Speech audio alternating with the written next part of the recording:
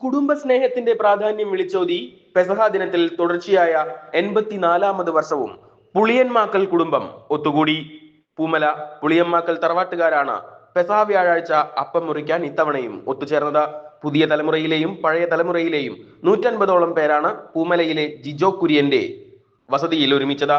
എല്ലാവരും ചേർന്ന് പെസഹ അപ്പവും പാലും തയ്യാറാക്കി ക്രിസ്തുദേവന്റെ അന്ത്യ അത്താഴത്തിന്റെ ഓർമ്മ പുതുക്കി. 5 തലമുറയിൽപ്പെട്ട നിരവധി പേരാണ് ഒത്തുചേർന്നത്. കൈക്കുഞ്ഞു മുതൽ 89 വയസ്സുള്ള പി.കെ. സെബാസ്റ്റ്യൻ വരെ കൂട്ടത്തിലുണ്ടായിരുന്നു. ക്രൈസ്തവ ആചാരപ്രകാരം മുതിർന്ന അംഗമാണ് അപ്പം മുറിക്കൽ ശുശ്രൂഷയ്ക്ക് നേതൃത്വം നൽകേണ്ടത്.